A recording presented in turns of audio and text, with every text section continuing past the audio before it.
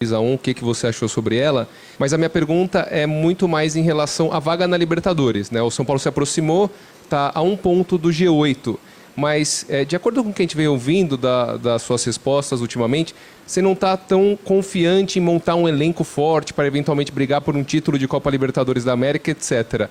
Você acha que essa vaga na Libertadores do ano que vem, ela é tão determinante assim para o planejamento do São Paulo, ou com vaga, sem vaga, você vai ter mais ou menos a mesma coisa para o ano que vem?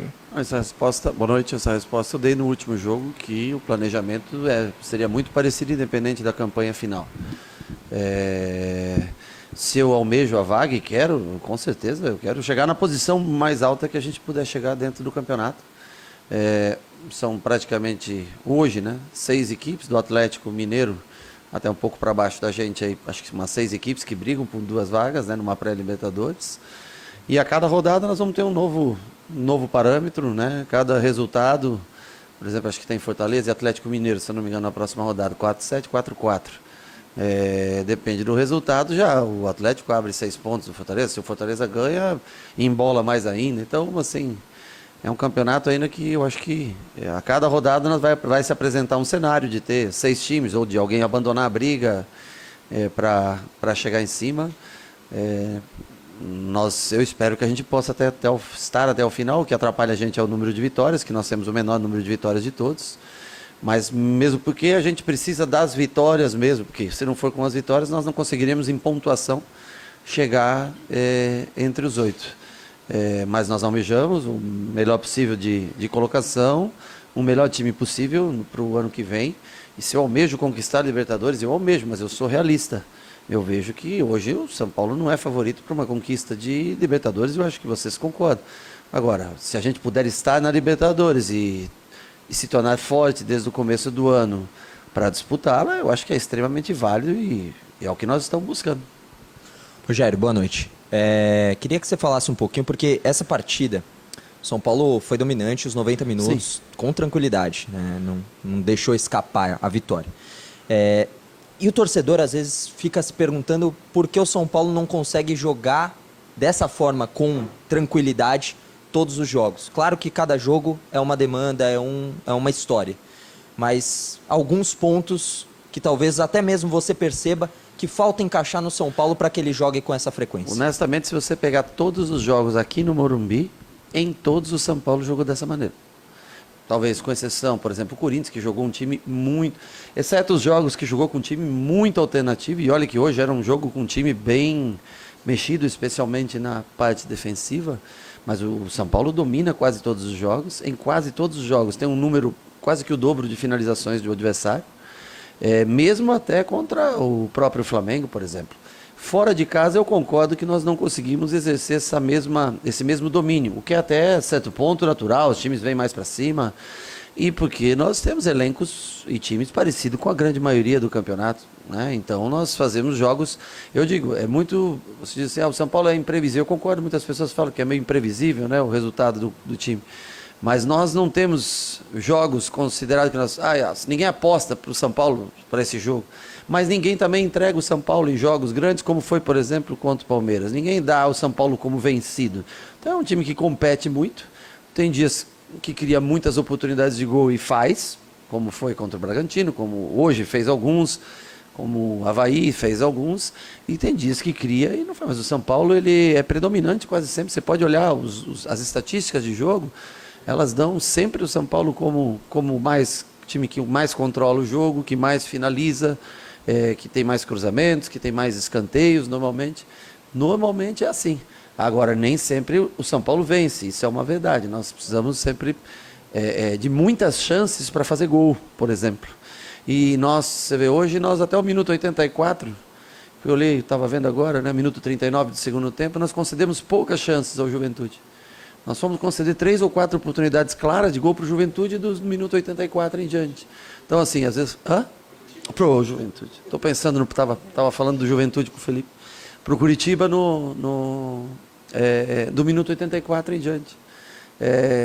Um poder maior de concentração, até de defesa, Tomamos um gol de bola parada que nós treinamos, sabíamos. Bola, perna aberta, centro da área. Faltou compactar um pouco o time, E sair com 0 é muito importante no marcador, hoje não conseguimos. Mas conseguimos criar para fazer... Desculpa, eu acho que nós tivemos no mínimo mais 3, 4 chances muito claras de gol. Então o time produz.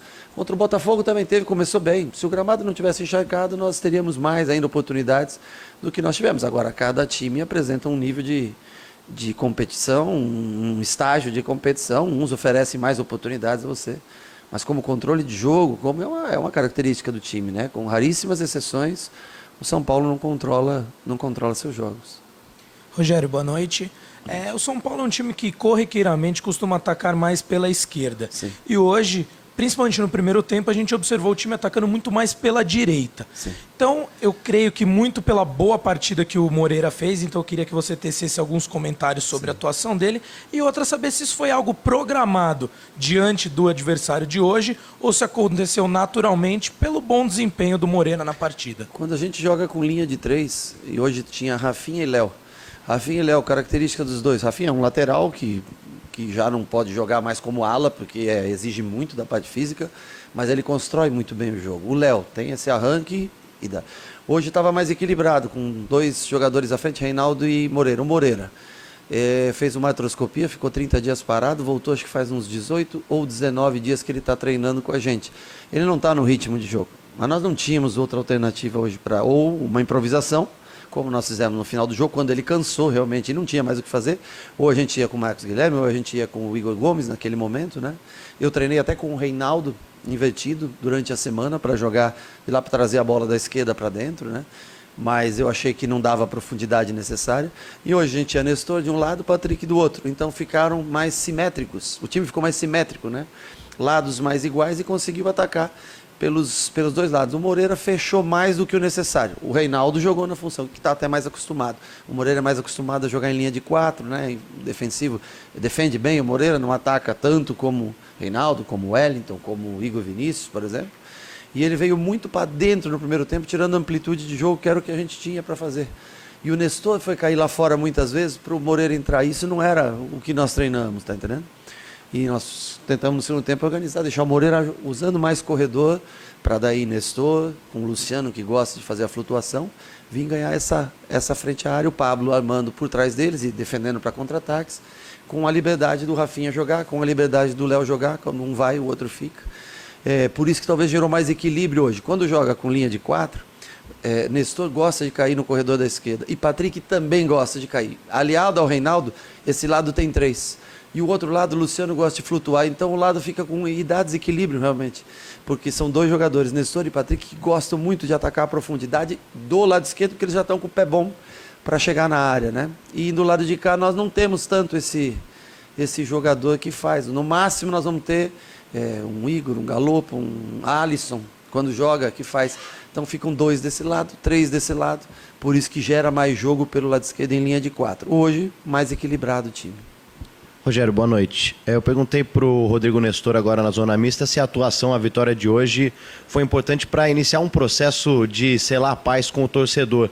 Ele falou, a gente primeiro precisa selar a paz entre nós mesmos, porque a gente não consegue ainda nem dormir direito devido, obviamente, à final da Copa Sul-Americana. Como que você sente o grupo e você sente que vocês estão próximos de talvez voltar a ter um pouco de paz depois da derrota da Sul-Americana? Eu acho que paz não é a palavra certa, mas a frustração, né? A frustração que fica pra gente. Mas nós temos que seguir, temos que estar em frente. Eu acho que nós jogamos América, vencemos, tivemos o Botafogo, que não tivemos um resultado bom, apesar de não ter feito um jogo ruim, na minha opinião, e que a chuva atrapalhou muito a equipe que queria construir.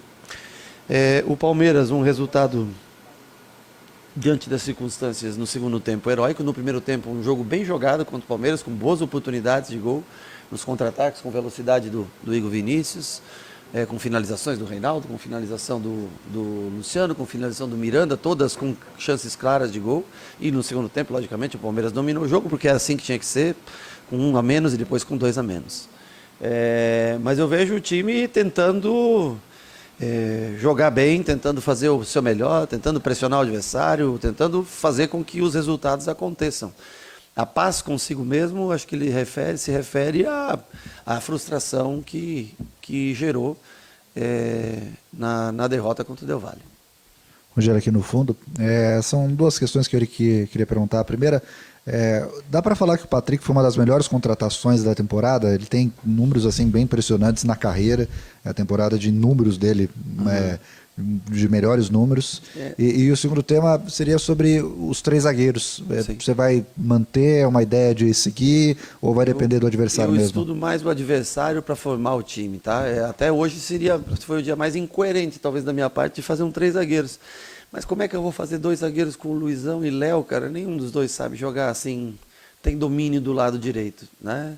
Os dois jogam de centro para a esquerda. O Léo, o que ele tem de bom? É essa condução, e em linha de 3 ele conduz melhor.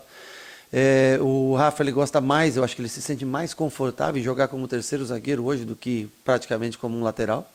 E ele acha passes que pouca gente acha quando está apertado. Ele encontra passes que pouca gente encontra, poucos zagueiros encontram. Então, mesmo não tendo nenhum zagueiro no banco, eu não sei, se machuca um zagueiro, por exemplo, nem eu, no momento, eu acho que eu mudaria provavelmente o sistema para os zagueiros se recuperaram e 2 foram expulsos no último jogo. E aí nós fizemos essa agora. Já para o próximo jogo, a gente tem a volta de Beraldo, apesar de ser canhoto, e tem a volta do Ferrarese. E a gente espera também que uma hora o Diego possa estar com a gente de novo, né? Porque já faz, sei lá, 15, 20 dias que ele já não treina, né? Não treina, não está à disposição com o grupo. Teve um dia essa semana, mas não está. Para a gente ter mais alternativas para montar o time. E a escolha de 3 ou 4 zagueiros, linha de 3 ou linha de 4, ela é muito em função do que o adversário, do que a gente vê na média do que o adversário apresenta. Ou das peças que a gente tem disponível para outros setores. Se vale a pena a gente preencher com um zagueiro. Com 3 zagueiros, a gente perde um homem de meio. Né? A gente fica com linha de 4, a gente ganha mais um homem no meio campo. Né? Depende muito como as equipes adversárias marcam para você construir o jogo. Sobre o Patrick, né, que é outra pergunta, o Patrick ele participa muito de lances decisivos. Mesmo quando ele não faz grandes jogos, ele perde muita bola. Às vezes o Patrick, que quando vai dominar, acaba perdendo algumas bolas, cedendo alguns contra-ataques, ele deixa. Fisicamente, ele ainda, eu acho que ele pode melhorar, depois de uma pré-temporada, para o ano que vem ele pode melhorar mais. Mas ele participa muito de lances decisivos, ou fazendo gol, ou dando assistência, ou numa jogada individual, num arrasto. O Patrick arrasta muito bem. Ele não é nem um jogador de tanto toque de bola, sabe? Ele é um jogador de receber e ele faz as jogadas como a do segundo gol, né? Que ele vai arrastando, parte para cima, na força, vai levando, ou na técnica, ou na força, e consegue fazer um bom cruzamento. Então, o Patrick é um cara que está sempre muito próximo dos principais momentos do jogo, que são onde se define vitórias. E, por isso, é um atleta que nós vamos analisar para domingo, né? Porque também está cansado e o tempo é curto. Mas por isso que ele tem participado mais constantemente dos jogos. Rogério, tudo bem? Boa noite. Eu queria que você, dentro de análise que você já fez na sua época de jogador, você tinha uma projeção muito forte do que precisava, não precisava. Creio que como técnico você tenha melhorado essas análises. Precisava do quê? Assim? De pontos. Pontos? 18 pontos a disputar. Quantos são necessários para o São Paulo estar na Conmebol Libertadores? Não sei te dizer, não sei mesmo. Gostaria de poder te dizer, mas nem parei para pensar nisso. Honestamente, nem parei para pensar. Não paro. Eu preciso viver jogo pós-jogo. Nós estamos concorrendo com muita gente, tá entendendo?